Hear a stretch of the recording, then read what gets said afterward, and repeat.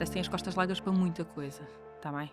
Não vou dizer que não consegue engravidar por causa do stress, evidentemente, mas uma mulher que passa a vida a trabalhar ou que tem um ritmo acelerado, vai chegar no final do dia em casa completamente estourada, tudo que não lhe apetece é namorar com o marido, não é? Hoje em dia a mulher tem mais um papel, é mulher e é profissional, ou seja, não se veio tirar nada, só se veio acrescentar.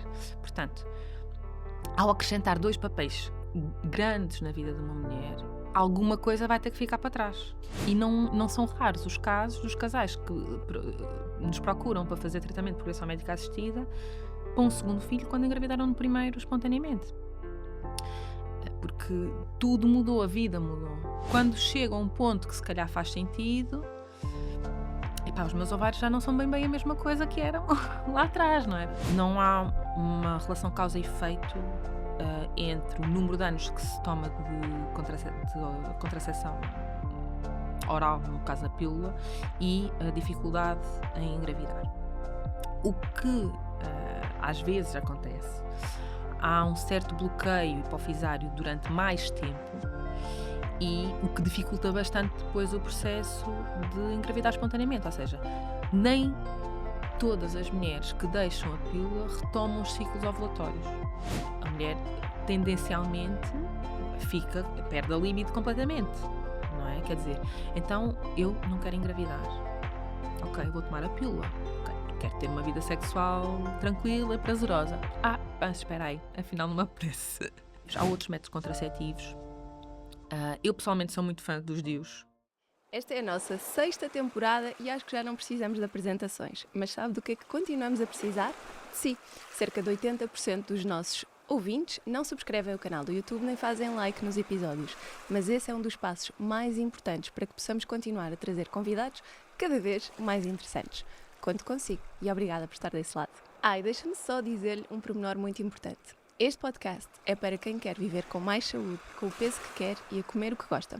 E todo o meu trabalho se centra nestes 3 pilares. Vou deixar-lhe na descrição deste episódio o link com mais informações.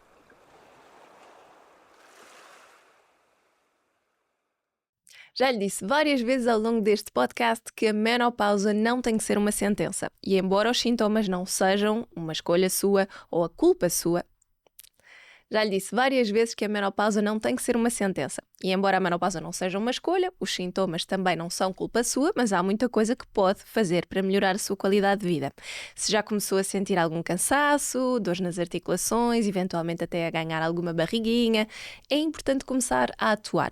E é por isso que eu recomendo suplementos como o MenoFriend da Dr. Vegan. É um suplemento à base de plantas, de minerais e de fitoestrogénios que vai ajudar bastante a melhorar a sua qualidade de vida nesta altura. Por isso já sabe, na sua próxima caminhada tem 2 paragens a fazer. Primeiro vai buscar o MenoFriend à farmácia e depois vai à mercearia comprar fruta e legumes que são tão importantes para se nutrir nesta fase. Olá e seja muito bem-vinda a mais um episódio do nosso podcast. Hoje tenho comigo a doutora Cláudia Tomás, ginecologista. Muito obrigada, Cláudia, por estares aqui. Obrigada eu, Mafalda, pelo convite. E acho que isto tem tudo para ser uma conversa muito interessante. Sim, vamos só fazer um disclaimer que este é um episódio muito direcionado às mulheres. Sorry. Exato. Nós temos muitos ouvintes que são homens e é engraçado que muitas mulheres começam a ouvir porque os namorados e os maridos é que encaminham. Mas pronto, hoje o episódio é completamente dedicado à saúde da mulher e se calhar vamos mesmo começar por aí, que é em idade reprodutiva. Quais é que são assim, os principais cuidados que as mulheres devem ter? Nós, antes de começarmos o episódio, estávamos a falar um bocadinho da contracepção. Se calhar vamos também falar disso, que era uma curiosidade minha, mas eu acho que muita gente acaba por ter também. Olha, honestamente, em termos reprodutivos, e eu diria que não é só em termos reprodutivos, eu acho que a saúde da mulher, sendo tão abrangente e tocando em vários pontos diferentes, a beleza da ginecologia obstetrícia é que toca em vários períodos da vida da mulher de formas muito diferentes umas das outras. Mas em termos de saúde reprodutiva especificamente, vamos bater naqueles clichês muito básicos. Alimentação saudável, exercício físico e sono, ok? Portanto, o sono vai se refletir um bocadinho nos níveis de stress da mulher e E passa a expressão, há muitos casais, muitas mulheres que perguntam, então, mas será que eu não consigo engravidar por causa do stress? O stress tem as costas largas para muita coisa, tá bem? Não vou dizer que não consegue engravidar por causa do stress, evidentemente, mas uma mulher que passa a vida a trabalhar ou que tem um ritmo acelerado, vai chegar no final do dia em casa completamente estourada, tudo que não lhe apetece é namorar com o marido, não é? E portanto, se o stress leva à infertilidade? Não. Mas uma vida com stress, claramente, não é saudável para uma mulher num todo. Não é? E, portanto, isto é numa perspectiva sempre global, não é? Da mulher como um todo. E, portanto, eu acho que, como qualquer mulher, não só que elas estão a tentar engravidar, os hábitos de vida saudáveis básicos têm que ser uma forma, tem que ser dado, tem que ser o principal.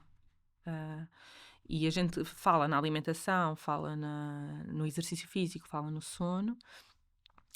Evidentemente que temos que incluir neste jogo o tirar o tabaco, o tirar o consumo de substâncias que não diria ilícitas, mas pronto, coisas que não ajudem, não é? E que não é assim tão raro como isso. Eu confesso que pessoalmente ainda me vai chocando, apesar de tudo, a quantidade de mulheres que ainda fuma.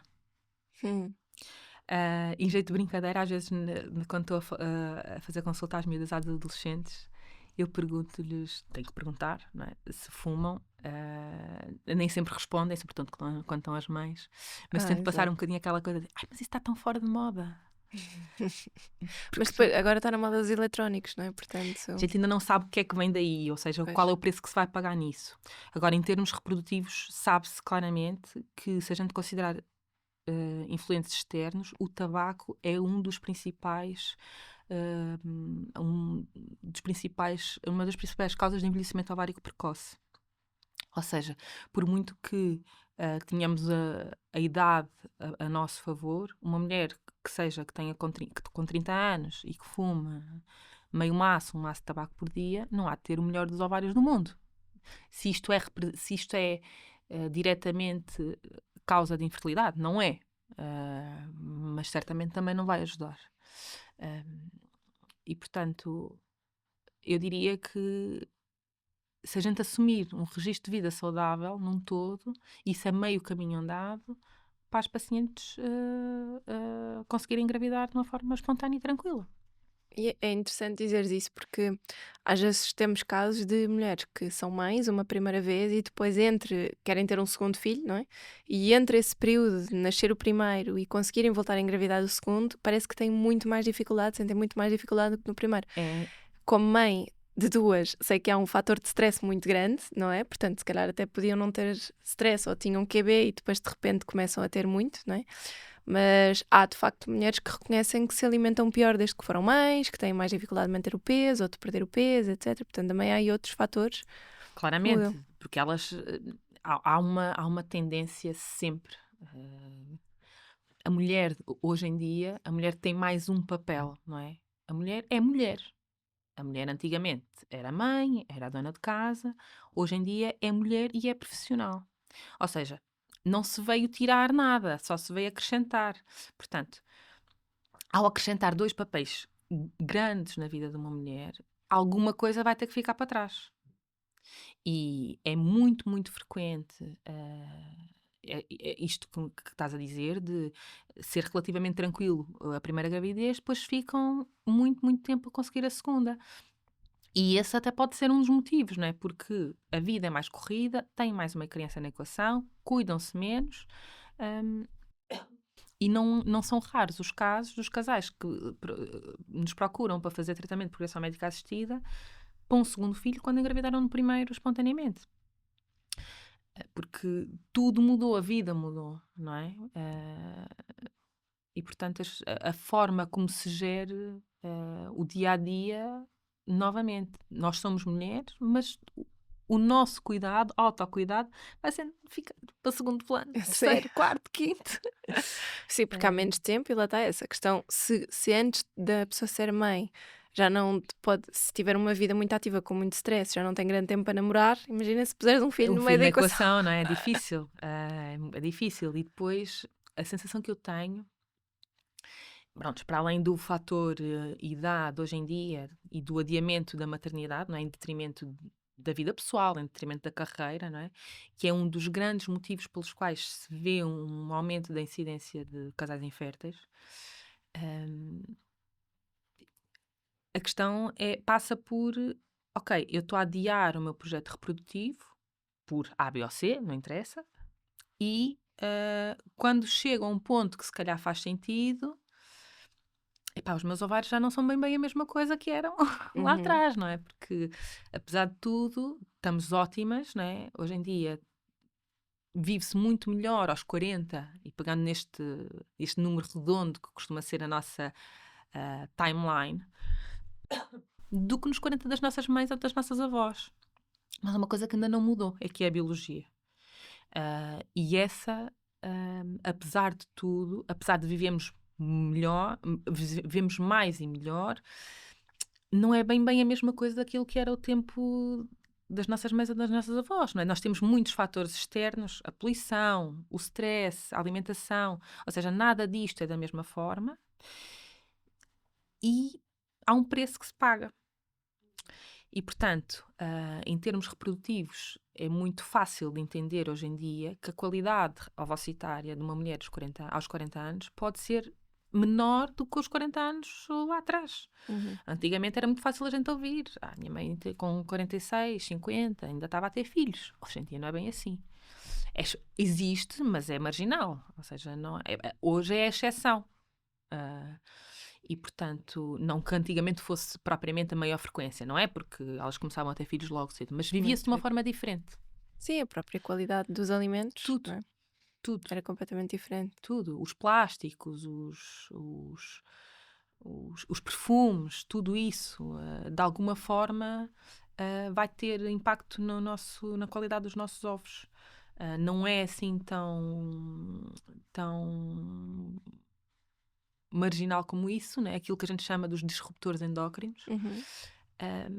Só que é depois difícil dizer, olha, não uses perfumes, ou Sim. cuidado com as panelas em casa. Quer dizer, também não podemos entrar num extremo.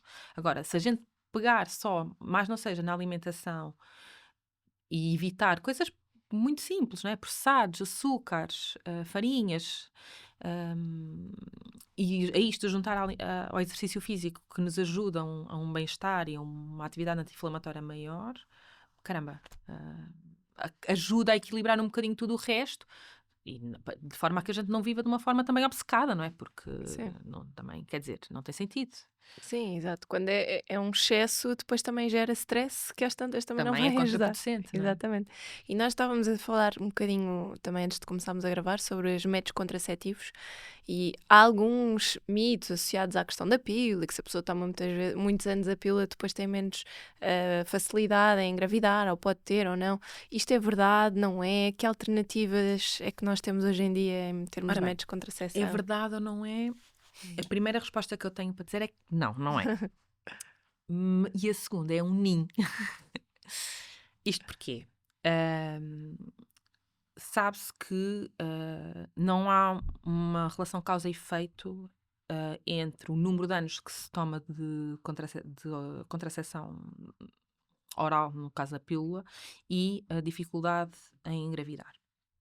O que às vezes acontece, há um certo bloqueio hipofisário durante mais tempo, e o que dificulta bastante depois o processo de engravidar espontaneamente. Ou seja, nem todas as mulheres que deixam a pílula retomam os ciclos ovulatórios.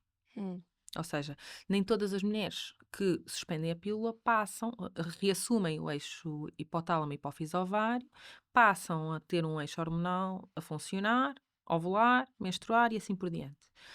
E isto sim dificulta o processo de gravidez. Portanto, se a pílula causa infertilidade, não causa. Mas também não é completamente inocente em alguns casos, não é? E eu diria, pegando um bocadinho naquilo que a gente estava a dizer há pouquinho, que a pílula, apesar de tudo, é um mal necessário. É um método contraceptivo bastante conveniente, mas que também tem muitos efeitos secundários. Ou se eu tirar os efeitos secundários da equação, os riscos tromboembólicos, etc., que apesar de tudo são baixos, são muito baixos, e porque fazem-se cada vez mais, ou cada vez se fazem melhores moléculas que diminuem este risco. Mas não deixa de haver a tendência para mais retenção de líquidos ou as mulheres sentirem mais Depende das inchaço nas mulheres, pernas, depende não um é? bocadinho do perfil de cada mulher, depois encaixa-se um bocadinho no perfil individual de cada uma, mas esta questão de a mulher tendencialmente perde a libido completamente, não Uhum. é? Quer dizer, então eu não quero engravidar, ok, vou tomar a pílula, ok, quero ter uma vida sexual tranquila, prazerosa. Mas espera aí, afinal não me apetece. Assim não Porquê? engravida mesmo. Prontos, mas para isso, então não faz pílula e não faz nada e está tudo bem, não é? Portanto, ou seja, isto só para brincar aqui um bocadinho com a questão, mas eu acho é que é importante as mulheres estarem atentas, ou seja, sim, ok, a pílula é um método contraceptivo que pode ser conveniente, mas perceber o que é que o que é que a pílula tem, como é que se comporta com cada mulher, não é? Há métodos contraceptivos, há outros métodos contraceptivos. Eu pessoalmente sou muito fã dos DIUs, tanto os de cobre como os hormonais. Ahm, os de cobre atuam maioritariamente, para além do efeito mecânico, de uma forma inflamatória local e não têm qualquer tipo de hormona e, portanto, a mulher está sujeita à sua variação hormonal normal. É claro que depois há ali o revés de ter um potencial de menstruações um bocadinho mais abundantes e mais dolorosas. O DIU hormonal, entre as diferentes dosagens que existem no mercado, e antigamente não se podia, entre aspas, colocar DIUs em mulheres que não tinham tido filhos ou em adolescentes, não é que não se possa, é só mais desconfortável. Mas hoje em dia há opções bastante viáveis, que são DIUs mais pequeninos, com diâmetro mais pequeno e que é possível colocar, com doses Mas também mais pequenas. é desconfortável por causa disso, por causa do espaço, o útero não ter dilatado? Tem a ver com o diâmetro Hum. da cânula, do aplicador e de um canal cervical que está mais pequeno, Uhum. porque nunca dilatou num trabalho de parto. Ah, e isto também pode ser extensível a mulheres com cesarianas, sem trabalho de parto, por exemplo. Pronto. Ok. Mas os DIUs hormonais têm um efeito sobretudo sistémico, sobretudo local. Nem sempre inibe as ovulações, portanto elas muitas vezes continuam a ter ciclo ovulatório, só que depois acabam tendencialmente por não menstruar ou menstruar muito pouco, porque o efeito hormonal local de atrofia do endométrio faz com que não tenha grande coisa para descamar e portanto não vai menstruar quase nada. Para além de, e nós aqui estamos só a falar de contracepção, mas os DIUs hormonais têm efeito, é uma forma terapêutica médica para algumas patologias médicas, nomeadamente a adenomiose. Hum. É a primeira linha de tratamento. A adenomiose é basicamente tecido igual àquele que temos dentro do útero, portanto no endométrio, nas paredes do útero, portanto no miométrio. Se a gente pensar num abacate e pensar o útero como um abacate, pensar que é pedacinhos do caroço na parte verde do abacate, Ok. que é sobretudo frequente ali a partir dos 40 e que tendencialmente dá dor pélvica crónica, dá menstruações muito abundantes, dá menstruações muito dolorosas. E os DIUs hormonais são a primeira linha de tratamento. E é maravilhoso ver as mulheres, aquelas que, lá está, eu costumo na estatística assim genérica dizer que 97 em 100 corre bastante bem. Têm a sua vida de volta, não é? Porque depois a repercussão hemodinâmica nas anemias e no cansaço é grande e tem um impacto grande na vida destas mulheres. Portanto, mas tirando estas patologias da equação, é um método bastante cómodo e que de alguma forma permite que continuemos a a tomar conta do nosso corpo, não é? Não tem tanto este efeito de inibição de tudo, não é? Estamos a anular-nos completamente.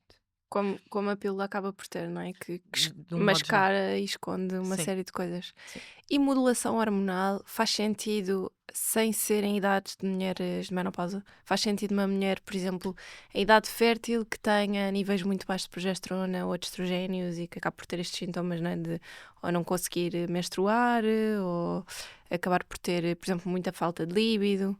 Usa-se? É assim, isso dá aso para um livro. Ahm, a verdade é que cada vez mais se fala e se faz esta dita modulação hormonal. Na menopausa, há todo lugar para uma terapêutica hormonal de substituição, quando assim fizer sentido e a quem fizer sentido. Antes disso, e só para se ter uma ideia, o climatério, portanto, o período que antecede a menopausa pode anteceder a menopausa em 10 anos. Uhum. Portanto, se uma mulher em média entra em menopausa aos 50, aos 40, já começa a haver todo um declínio hormonal. A nossa progesterona, o nosso corpo amarelo, começa a ser um bocadinho mais insuficiente ali a partir dos 35, 37 anos. Por isso é que é mais difícil engravidar a partir daí. Não tem a ver com isso, Uhum. não tem a ver com isso, tem mais a ver mesmo com a qualidade ovocitária, Ok. mas não é uma coisa que fique fora da equação, Uhum. ok? Tem um papel, eu diria que eventualmente menor, mas o problema em mulheres que estão a tentar engravidar, ajustar a progesterona, é muito importante ter a certeza de quando ovula. Porque se eu começo a progesterona demasiado cedo, eu estou precisamente a fazer o efeito contrário. Estou a antecipar a janela de implantação e, portanto, estou a fazer o efeito contraceptivo. Uhum. E, portanto, o que eu costumo dizer às mulheres é: olha, é importante que tenhas noção do teu ciclo, do teu ciclo ovulatório. Se tens a certeza quando ovulas, começa a progesterona alguns 3 ou 4 dias depois, assim já dando uma margem larga, porque eu prefiro que comeces mais tarde do que mais cedo. E se não souberes, eu prefiro que não faças do que faças naquele clássico do 14º dia, porque isso tem meio caminho andado para correr mal. Exato. Nós não somos relógios, nós não temos que ovular necessariamente ao 14º dia, e a maioria das mulheres não tem um ciclo de 28 dias. Qualquer mulher que conheça o seu ciclo sabe que isso não é um dia só. Esquece, um mês é de 28, outro mês é de 27, outro mês é de 29 e por aí assim por diante. E isto é regular, isto não, Uhum. ou seja, é regular na mesma, ou seja, o não ter os ciclos sempre exatamente o mesmo número de dias não faz de uma mulher irregular, Exato. ok? Mas, portanto, é preciso também ter muito cuidado com esta questão da progesterona, porque, isto em contexto reprodutivo, evidentemente, porque quando a gente não sabe é melhor não mexer, porque o nosso corpo amarelo está lá e produz progesterona. Ok, às vezes é insuficiente, mas a gente também não sabe muito bem quando é que é insuficiente, porque é muito fácil a gente, vamos dosear a progesterona depois da ovulação. O que acontece é que a progesterona varia ao longo do próprio dia, não é? Portanto, eu posso apanhar um doseamento de manhã com um determinado valor e à tarde com outro valor completamente diferente e nenhum deles me vai dar um valor fidedigno, porque varia dentro do próprio dia. Portanto, acho que sim, pode ter a ver sentido, mas de uma forma consciente e acompanhada. Claro. E o que é que deve ser assim uma frequência, na tua opinião, uma frequência normal de uma mulher? Olha, imagina, eu já fui mãe, não tenho interesse nenhum em continuar a ser mãe. Gosto das minhas, está bom. Como é que eu devo fazer a minha vigilância? A vigilância de rotina. Sim, de 1 ano, 2 anos. O Ok. que, o que é que devem ser, imagina, sinais de alerta que me podem fazer de repente pensar que tenho que ir antes? Bom, há dois rastreios que estão bem fundamentados e estão bem estabelecidos na saúde reprodutiva da mulher, na saúde da mulher, que é o rastreio do cancro do colo do útero e o rastreio do cancro da mama. O rastreio do cancro do colo do útero faz-se com as citologias e com a pesquisa da HPV, portanto os cotestes, e que em rotina e assumindo o cenário normal são feitos a cada 5 anos. Ok. Cada vez é mais frequente o HPV também, não? O HPV é mais. A gente tem a percepção de ser mais prevalente porque se testa mais. Ok. Tem a ver Porque mais com tenho isso. ouvido muito mais casos, mesmo em consulta, mulheres Porque, que vão partilhando porque comigo. simplesmente se testa mais. De tal Uhum. forma que antes dos 30 anos não há indicação para fazer rastreio de HPV, precisamente porque ele é muito prevalente. Mas como isso não tem um impacto em termos de patologia cervical no futuro, não se recomenda o rastreio antes dos 30. Enfim, às vezes Há quem faça, há quem não faça. Mas, no modo geral, não está indicado. E, portanto, agora, fazer uma citologia que seja um coteste a cada 5 anos, não significa que uma mulher só ponha os pezinhos no ginecologista a cada 5 anos, não é? Ahm, Sim, parece muito tempo. não, claramente é muito tempo. O rastreio do cancro do ovário não está indicado em idade nenhuma, mas a verdade é que não há ginecologista que não goste de fazer uma ecografia todos os anos a uma mulher, não é? Porque ainda em contexto de rotina, Uhum. não tem evidência de que antecipe ou diagnostique mais precocemente um potencial cancro do ovário. Mas não vais encontrar um único ginecologista que não vá querer fazer uma ecografia e espreitar o útero e os ovários das mulheres todos os anos.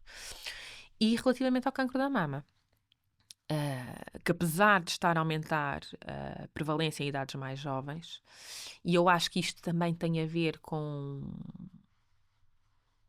procura-se mais, acha-se mais, e 2, é possível de facto que esteja a aumentar a prevalência novamente, por algum fator de risco que a gente não sabe ainda bem qual é. Mas talvez também geneticamente, não é? Uma predisposição genética maior, Talvez, cada vez existirem mais, não é? talvez. Eu, no contexto reprodutivo, eu apanho as mulheres novas, portanto, com menos de 39 anos, com cancro da mama, para fazer preservação da fertilidade antes de começarem as suas quimioterapias, porque a quimioterapia tem um potencial de danificar os ovários de uma forma muito, muito significativa. E, portanto, estas mulheres chegam-nos antes de começarem a quimio, possivelmente depois já de serem operadas à mama, para preservar o seu potencial reprodutivo. E é assustador. É verdade que eu vejo uma população muito, muito selecionada, não é? Porque são mulheres novas com cancro da mama. Epá, mas é assustador ainda assim, Sim, não é? são muito novas, menos de 40. Ninguém está a pensar que uma miúda de 25 anos tem um cancro da mama. Uhum. E não é assim tão raro nos aparecerem. Em termos de rastreio, assumindo que não há fatores de risco familiares, não há incidência familiar, habitualmente em Portugal começamos o rastreio aos 40, um bocadinho mais cedo do que muitos países da Europa, e fazemos de uma forma bianual, portanto a cada 2 anos, ecografia mamária e mamografia, e a partir dos 50 anualmente. Isto é uma conduta geral, ok? Isto depois vai-se ajustando caso a caso. Mas, portanto, só para dizer isto que uma mulher não tem que ir ao ginecologista só a cada 5 para fazer uma citologia ou a cada 2 para fazer uma mamografia, mas acho que é importante a cada 12, 18 meses, assumindo uma vida normal, ir lá fazer uma visitinha, a ver se está tudo ok. E com esta questão das especialidades, mesmo, eu acho que mesmo em medicina, nós vamos vendo os médicos dentro de uma especialidade a especializarem-se cada vez mais em pequenas especialidades. Faz sentido fazer uma consulta de ginecologia de rotina para o resto da vida? Uma mulher que tenha sido acompanhada por uma ginecologista mais obstetra, por exemplo, que acompanhe maioritariamente grávidas, faz sentido continuar com essa médica? Deve procurar depois uma médica que esteja mais, não na vertente da obstetrícia e depois mais na ginecologia? O que é que é? Olha, Qual é a tua experiência? é assim, ginecologia geral toda a gente faz, inclusive os obstetras. E, portanto, qualquer obstetra está perfeitamente capacitado para fazer a ginecologia geral e, Uhum. portanto, as rotinas normais. E o contrário também é verdade. Portanto, qualquer ginecologista, por muito especializado que seja em alguma área, está capacitado para ver grávidas de baixo risco. Ok? E, portanto, eu acho que uma mulher que tem uma médica que seguiu as suas gravidezes, fez os seus partos, pode perfeitamente continuar com essa médica a fazer as rotinas ginecológicas. E depois, essa médica também há de ter a percepção de quando precisa de uma avaliação de uma subespecialidade, seja uroginecologia, seja a patologia da mama, seja a patologia cervical, seja o que for. E, portanto, não tem propriamente que, olha, já não tenho filhos, já não preciso de ir a ela, vou para um ginecologista. Portanto, não tem Não é propriamente, preciso mudar. não tem necessariamente de mudar. E quais é que são os mitos que tu vês, assim, maioritariamente nas tuas consultas associados a que é esta parte de saúde da mulher? Mitos. Mito urbano, eu digo isto de mito urbano na consulta montes de vezes. Se calhar aquele que te Ah, perguntei, se tomar a pílula muito não, tempo, depois não deixa a mulher engravidar. esse é um nin, Pois, pronto, mas, esse nem é bem mito, nem é bem verdade. mas um mito urbano que é frequente é a história, ainda assim, da pílula, de que a pílula me regula a menstruação. Uhum. Isso é dos maiores mitos urbanos que nós temos. Ah, não sei. E Até diria que há por exemplo, muitos. eu acho que há mulheres que às vezes acham que é saudável se tiverem, imagina, 2 dias de hemorragia durante a menstruação, se não tiverem dores, etc. E mulheres que tenham hemorragias muito abundantes também acham que é uma coisa que já não é saudável. Ter dores normalmente não é saudável, certo? Mais ou menos, ou seja, nós não podemos normalizar a dor Hum, porque ela é indicativa de muita coisa. E até há relativamente pouco tempo, sempre houve uma tendência de desvalorizar a dor. Hoje em dia não é assim. A partir do momento que numa anamnese se questiona como é que são as tuas dores menstruais, se ela me diz que são intensas, eu tenho que perceber o que é isto de intenso. Eu tomo um analgésico e fico bem.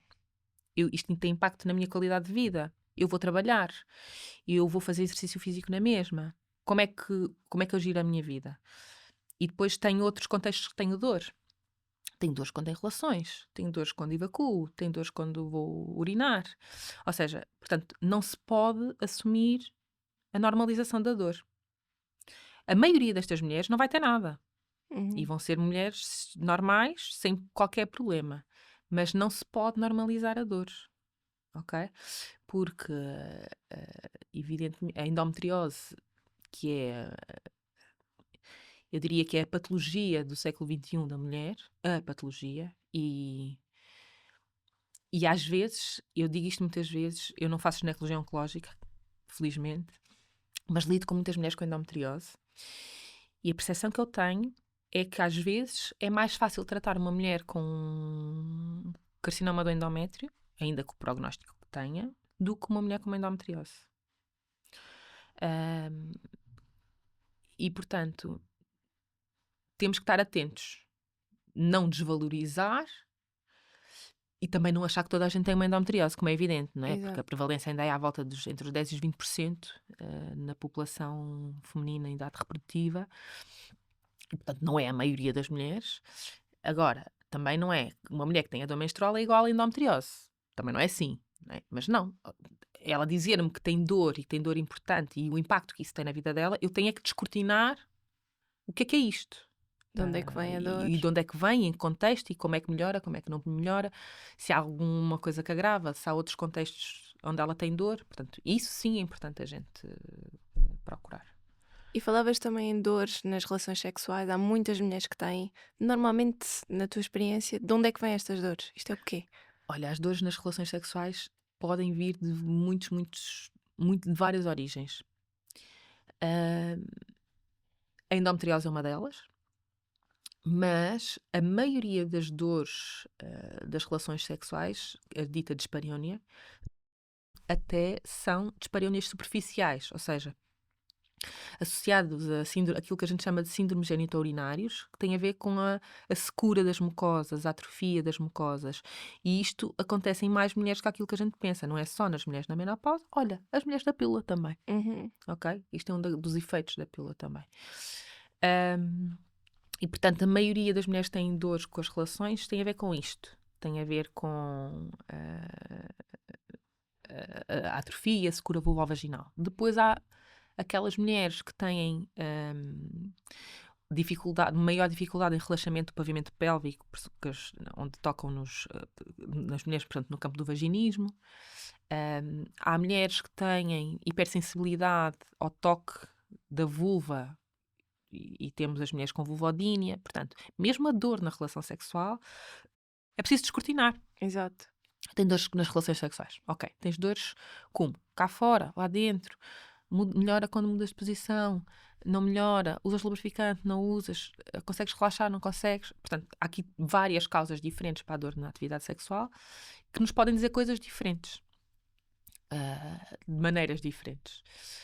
E, habitualmente, a percepção que eu tenho é que é uma queixa que as mulheres só dizem, tipo, quando já não conseguem gerir mais de maneira nenhuma. Ah, Às vezes são queixas que já têm anos e agora... Então, mas porquê é que só disse agora? Pois. Pronto, mas, enfim.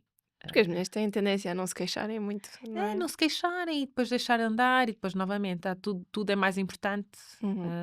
e vamos deixando o nosso autocuidado para trás, não é? Que não tem sentido, não é? E isso podem ser sinais, por exemplo, quando são esta questão da secura vaginal, etc. Uma mulher que não toma pílula, ou que esteja com um DIU, por exemplo, isso podem ser sinais de alerta de que pode estar com algum desequilíbrio hormonal, ou... Olha, depende das idades. Hum. Nas mulheres jovens é pouco provável que isso aconteça. Evidentemente, há mulheres que lubrificam mais do que outras. Isso é natural. Não tem que ser necessariamente anormal uma mulher nova que lubrifique menos. Mas é importante ter a percepção aqui do contexto desta mulher, da idade, e o que é isto que ela se queixa de secura, não é? E a patologia da vulva também é um mundo em que sabe-se muito, mas há muito ainda por saber. E portanto, eu tenho às vezes tenho pacientes que dizem: Olha, eu já me queixei disto tantas vezes que as pessoas até acham que eu sou maluca. E eu percebo, né? Às tantas elas querem uma solução porque não têm o seu problema resolvido, já passaram por um arsenal terapêutico gigante e ninguém consegue perceber, já fizeram todos os exames e mais umas quantas e não se consegue perceber porque é que elas têm esse desconforto. Há muito ainda para se saber na patologia da vulva. Não tem a ver só com a parte hormonal, tem também a ver com a nossa flora, e as desregulações da própria flora. Mas pronto, eu diria que tem que se explorar Explorar melhor, melhor. não assumir logo que pode ser um desequilíbrio hormonal e tentar perceber melhor. Exatamente. Eu acho que é um bocadinho como tu dizias, o stress acaba por ter as costas quentes aqui, mas a verdade é que quando há algum destes desequilíbrios, se a pessoa for aos básicos, não é? Se for para a alimentação, tentar descansar mais, etc., exercício físico, normalmente são 3 coisas que depois vão alavancando um rol de coisas boas que fazem com que todos estes sinais maus, digamos assim, vão melhorando. Olha, eu no último, sei lá, ano e meio, 1/3 da minha consulta é só para falar destas coisas. É só para lhes tentar. Novamente, a gente não quer evangelizar ninguém, não é? E o nosso principal objetivo é passar a mensagem. Não é? Não somos pais nem mães de ninguém, para além das pessoas que têm os filhos em casa, não é? Evidentemente. Mas é importante passar a mensagem e a mensagem, por muito às vezes que as pessoas não gostem de ouvir, tem que ser passada. Quando alguém me diz assim, por qualquer motivo, vem o exercício físico à conversa e dizem: mas eu faço caminhadas. Que sabe que caminhadas não chega, não sabe? Que se caminhadas chegassem, não tínhamos obesos nem diabéticos em Portugal. Mas eu não consigo. Tudo bem. Ou seja, há muitas pessoas que não estão abertas a quererem mudar. Está tudo bem. Eu não vou deixar de passar a mensagem. Se calhar já não vou passar a mesma mensagem à mesma pessoa mais vezes, não é? Porque as pessoas também têm que querer, não é? Mas, sem dúvida absolutamente nenhuma, quando as mulheres mudam o chip de eu tenho que me cuidar e eu tenho que me cuidar, estas coisas básicas, não é? De dormir bem, comer bem, fazer exercício físico, tratar da nossa saúde mental, isto faz uma diferença gigante na vida delas, na vida da família, na vida do casal, no relacionamento com os filhos. E são só coisas muito básicas. E isto não depende de ninguém que não da própria pessoa, não é? É um bocado como acontece na consulta de nutrição ou aqui com o podcast. As pessoas ouvem. Eu tenho pessoas que ouvem os episódios todos, já nem sei quantos é que são, mas ouvem desde o início e às vezes chegam às consultas e dizem: Eu sei o que é que eu tenho que fazer eu só não consigo aplicar, ou eu preciso que me policie.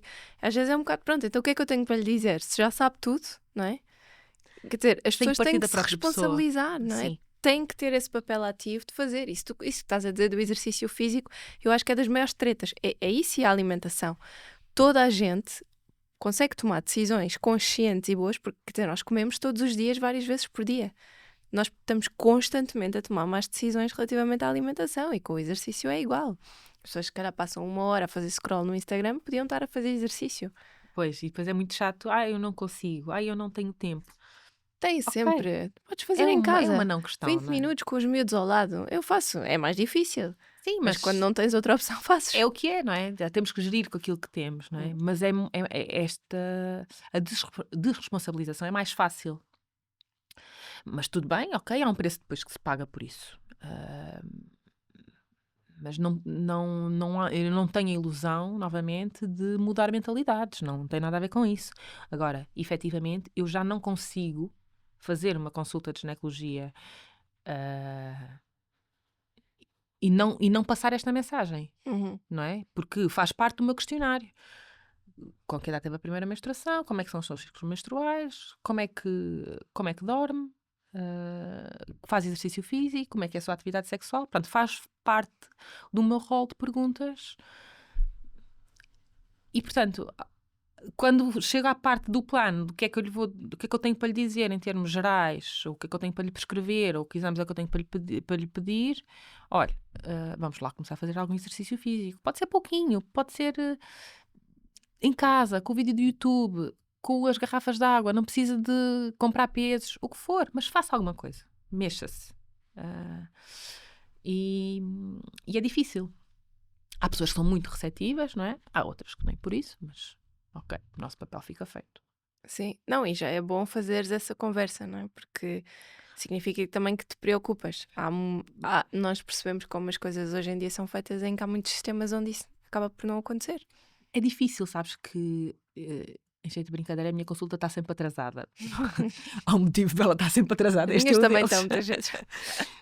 E às tantas olha, é assim, eu não vou dar menos tempo a alguém que eu acho que precisa de mais tempo. Uhum. E as pessoas depois reclamam. Epá, eu tenho pena, explico, evidentemente, mas eu não a vou mandar embora mais cedo se você precisa de mais tempo. Para mim é igual, eu ganho o mesmo, não é? Exato. Mas não tem a ver com isso, tem a ver com a gente estar-se a ligar àquela pessoa. E depois do outro lado às vezes é difícil terem a percepção de que nós nos ligamos a várias pessoas durante o dia, com histórias diferentes, com vidas diferentes, com contextos completamente diferentes. E se a gente se liga a cada uma delas, isto não dá para ser numa coisa de 20 minutos. Exato. É impossível. E portanto é impossível não atrasar, não é? Lá por outra aparece uma coisa mais rápida para ver numa consulta que vai compensando umas pelas outras, mas... Sim, em 20 minutos ainda nem sequer fiz as minhas perguntas todas. Exato. Portanto, não dá. Mas eu percebo isso. É só o facto de ter que se explicar conceitos, isto que estávamos a falar aqui, por exemplo, de métodos de contracepção, Demora. demora para a pessoa Sim, conseguir sim. tomar uma decisão consciente. E depois, porque assim, uma coisa é tu explicares à pessoa e saberes que aquela pessoa vai para casa pensar e vai tomar uma decisão consciente. Outra coisa, se calhar, são aquelas pessoas que tu dizes, olha, na minha opinião, acho que devia ser isto, mas pensa ou não sei o quê, e a pessoa entrega-se ao que o profissional diz, não é? Portanto, há muitos perfis, todas as pessoas vão ter dúvidas diferentes. Se no fim do dia a gente conseguir que uma parte faça melhor, consiga fazer uma vida melhor, a gente já ganha. Já o saldo já é super positivo, não é? Porque é sinal que alguma informação lá chegou, não é? Pronto, novamente, fazendo a nossa parte, as pessoas depois recebem, acolhem aquilo que lhes fizer sentido, não é? E é uma coisa muito individual também.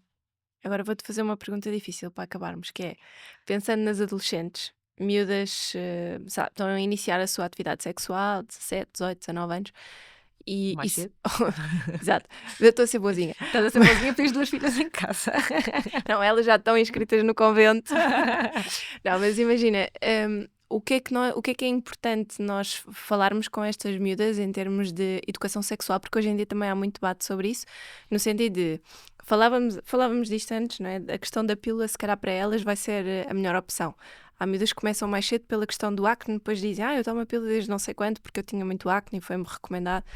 Quer dizer, eu acho que isso ainda são mitos urbanos também. Isso é um daqueles mitos urbanos que a gente tocou ali há um bocado. Quer dizer, não existem dermatologistas no mundo, não existem tratamentos à pele que não se possam fazer que não tenham necessariamente de passar pela pílula. Não, e caramba, uma miúda de 15 anos que não tem atividade sexual e vai tomar a pílula só porque tem borbulhas?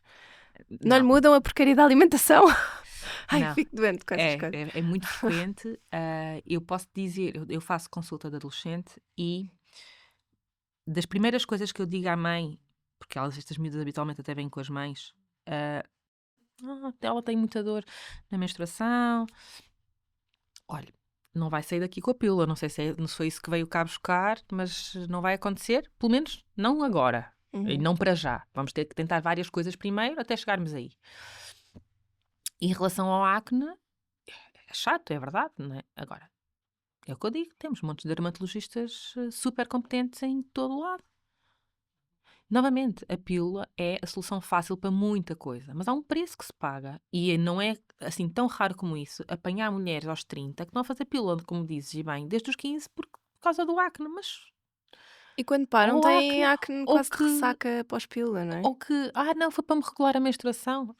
Pá, esta a mim deixa-me tipo. Pronto, mas eu acho que é um processo e acho que está-se a mudar mentalidades e acho que as miúdas estão cada vez mais conscientes. Eu costumo lhes recomendar às miúdas novitas alguma literatura para elas lerem relativamente ao que é isto de ter o período, de conhecer o seu corpo e do que é que são estas mudanças que estão a acontecer. Às vezes a pílula sim tem o seu papel. Há miúdas que têm hemorragias muito, muito abundantes por conta ainda da imaturidade do eixo. Há os dois extremos, ou seja, há miúdas que passam meses sem menstruar por conta da imaturidade do eixo, outras que menstruam horrores e aí de facto temos que intervir e não há outra forma. Mas novamente é temporário, é durante um tempo, não é até ela me aparecer aos 30 que quer deixar a pílula para engravidar, não é? Exato. Pronto. E portanto é preciso estar atento a estas coisas, não é só, olha, pronto, ok, então começa a pílula, agora vais menstruar menos e então, depois quando quiseres, aparece. E aí, se calhar, então, uma vez por ano também. Sim, talvez uma vez por ano. Estas miúdas que começam pílula até as vejo no intervalo menor, porque eu quero tirar a pílula o mais depressa possível. Quero ver se eu consigo parar a pílula e ela passar a ter ciclos normais, e digo normais, nestas que menstruam muito, passam a ter ciclos com hemorragias menos abundantes e passam a ter uma hemorragia normal. E, portanto, até não as deixo mais do que 6 meses sem serem vistas. Porque eu quero lhes tirar a pílula o mais depressa possível. Às vezes, na maioria das vezes dá. Outras, eu acho que as próprias não querem, não é? Mas isso é outra conversa. Isso, novamente, ultrapassa-me. Eu não vou à casa delas e tirar detalhes das pílulas para o lixo. Sim.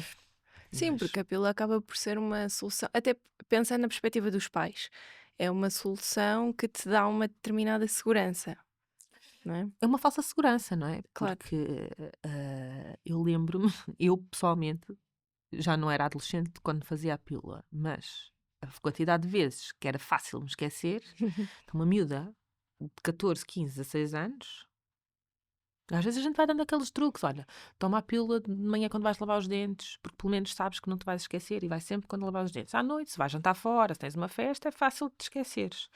E tentamos driblar assim um bocadinho a coisa para ver se elas não se esquecem. Ou sugerimos, de uma forma de contracepção combinada, o anel vaginal, por exemplo. Porque está lá tem o anel de silicone na vagina durante 3 semanas e de facto não se esquece. E usar os dois. Não. Em miúdas diferentes. Uma miúda que Ok. seja permeável a esquecimento. Ok. Não consigo tomar comprimidos todos os dias, eu esqueço-me. Tentar mudar para uma abordagem deste género. E começa a infantilização Pronto. e a desresponsabilização. Mas às tantas Se tens idade para ter relações sexuais, tens idade para tomar os comprimidos todos os dias, não é? Devia ser. Devia ser. Mas, novamente, a maturidade nem sempre acompanha, não é?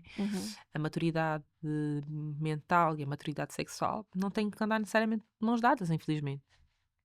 Mas, novamente, ajustar perante aquilo que a gente tem. Não dá para ser chapa 5 em momento nenhum. Sobretudo com os adolescentes. Sim, sim, acredito que deves receber muitos perfis diferentes e Hum. mesmo a própria mulher pode evoluir muito ao longo do tempo e, E e de todas maneiras as tuas diferentes. estratégias mudarem, não é? Sim, sim. Boa. Olha, obrigada. Eu acho que tocámos aqui em muitos pontos importantes, desmistificámos muita coisa. E a última coisa é como é que as pessoas te podem encontrar? Onde é que podem marcar consulta contigo? Olha, eu faço consulta, eu faço sobretudo medicina da reprodução Uhum. e trabalho na clínica na Ginemed em Lisboa. E depois faço também consulta de apoio à fertilidade na CUF Descobertas e na Joaquim Chaves de Carcavelos. E na S3 Clínica em Cascais é a minha componente mais hormonal, integrativa e regenerativa. Sim, a clínica tem uma abordagem Holística. é É. mais completa nesse aspecto. Eu acho que a S3 clínica é talvez para mulheres um bocadinho mais maduras, se calhar não tanto Não miúdas, necessariamente, não? não. Eu vejo muitas adolescentes, às vezes Vês? até vejo as mães, e depois as mães Pois, trazem as claro. miúdas, e depois, olha, novamente, vêm por vêm à consulta, pronto, a primeira consulta de ginecologia, cheia de borbulhas. Temos aqui uma ótima dermatologista Mas que a te outra vai Manuela, ajudar. ela vem cá, ela vem cá. Uma ótima dermatologista que vai ajudar a lidar com o acne, não necessariamente com pílula. Portanto, a S3 tem esta abordagem super integrativa das diferentes especialidades, que é uma abordagem muito, muito importante e num espaço super acolhedor Uhum. e super Zen. zen. Sim, E tens a parte da endocrinologia lá, que eu acho que também ajuda muito nesses casos, sim, não é? Sopros, talvez. sim, sim. As diabéticas, a endocrinologia é fundamental nestes contextos. Eh, E portanto é o que eu digo, é esta abordagem multidisciplinar, cada uma toca numa determinada área e literalmente trocamos as pacientes de gabinete, ah, precisamente porque cada uma precisa de ser vista numa abordagem diferente. Ah, e acho que isso é muito, muito importante e tem que vir sempre a Uhum. abordagem conjunta. É, e acho que é um caminho futuro que as pessoas ainda não estão muito habituadas, mas que vão começar a perceber que cada vez mais não podem ignorar determinadas áreas e têm que ir complementando, adicionando camadas para perceberem que o corpo tem vários, está tudo ligado, não é? Sim, sim, claramente. Nós somos feitos de vários pedacinhos, não é? E temos que cuidar de todos eles de igual forma. Não dá para tocar num e esquecer dos outros todos. Exatamente. Obrigada. Obrigada, eu. E nós vemos para a semana.